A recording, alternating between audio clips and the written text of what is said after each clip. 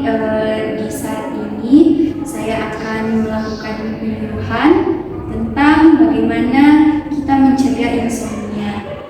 Namun sebelum itu saya akan membagikan selebaran, ibu-ibu bisa membacanya. Adapun maksud dan tujuan dilakukan penyuluhan ini adalah diharapkan setelah penyuluhan ini selama 60 menit, ibu-ibu semua dapat memahami apa itu insomnia, bagaimana cara mencegahnya, penyebab, tanda atau gejala, dan ibu-ibu boleh menerapkan pola hidup sehat dengan benar untuk mencegah terjadinya insomnia. Baik, saya masuk dalam materi yang pertama, yaitu pengertian tentang insomnia.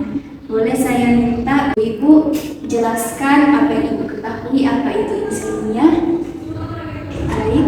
Tahun saya, insomnia itu adalah gangguan yang menyebabkan penderitaannya sulit tidur atau tidak cukup tidur meski terdapat cukup waktu untuk melakukannya. Oke, baik Ibu Destini. Jadi yang dijelaskan Ibu Destini itu sudah benar ya. Jadi insomnia itu adalah gangguan yang menyebabkan penderitanya itu sulit tidur, dan gangguan ini bisa berdampak pada aktivitas penderita di keesokan harinya. Nah, insomnia ini ada terbagi menjadi dua jenis. Ada insomnia primer dan insomnia sekunder. Kalau insomnia primer itu dia gangguan tidur yang tidak terkait dengan penyakit atau kondisi medis lain.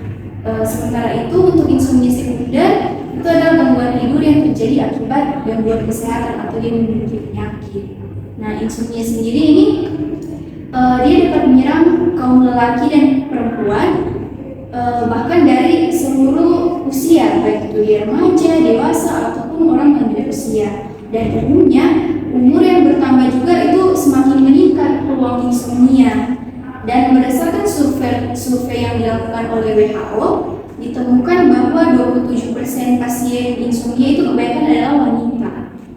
Ya mungkin karena wanita itu lebih rentan terserang insomnia karena wanita itu lebih sensitif dalam menghadapi perubahan sehingga rentan terhadap kecemasan dan depresi. Nah, insomnia ini bisa diklasifikasikan sebagai insomnia akut dan kronis. Kalau akut itu dia kurang dari 1 bulan, dan kronis itu dia 1 sampai 6 bulan ya. Diperkirakan bahwa di antara pasien yang didiagnosis insomnia, 25% sampai 30% itu menderita insomnia primer, atau yang mana dia itu terjadi bukan karena penyakit bawaan ya, melainkan dari faktor-faktor lingkungan atau dan lain sebagainya. Kemudian kalau insomnia sekunder itu didefinisikan sebagai insomnia yang disebabkan oleh penyakit medis atau bisa juga dari penggunaan obat-obatan. Nah, selanjutnya apa sih penyebab dari insomnia? Insomnia itu kan dibagi menjadi dua, ada insomnia primer dan insomnia sekunder. Kalau insomnia primer itu dia disebabkan banyak hal, salah satunya adalah yang memicu stres, misalnya ada masalah di pekerjaan atau keuangan, atau bisa juga stres karena peristiwa duka, atau bisa juga kebiasaan buruknya yang dilakukan sebelum tidur seperti makan terlalu banyak atau bermain handphone atau komputer sebelum tidur. Bisa juga dari faktor lingkungan, dari suara bising atau lampu yang terlalu terang, karena tadi beberapa orang yang tidak bisa tidur ya kalau di lampu yang terlalu terang. Kemudian kalau insomnia sekunder itu karena dia gangguan yang disebabkan oleh penyakit seseorang, jadi itu dia bisa terjadi gangguan psikis ya, seperti misalnya kecemasan atau gangguan stres, depresi, gangguan pernapasan seperti asma, atau kalaupun ada orang flu itu biasanya kalau malam susah tidur ya kalau orang kena flu. Kemudian pola hidup pasien yang tidak sehat seperti dia merokok, mengkonsumsi minuman beralkohol dan berkafein minuman yang berkafein secara berlebihan. Kemudian apa sih tanda dan gejala? Jadi banyak sekali ya tanda dan gejala dari insomnia. Salah satunya yaitu sulit tidur di malam hari, kemudian sering terbangun di malam hari, lalu susah lagi untuk tidur ya, dan selalu merasa tidak cukup tidur meskipun dia sudah tidur berapa jam. Ada juga bisa sakit kepala, lelah, lemas, mengantuk pada siang hari, mudah marah dan merasa depresi. Kadang juga orang bisa tidak fokus ya, tidak konsentrasi dan susah untuk menghafal dan susah mengingat ya. Lalu bagaimana cara kita mencegah insomnia?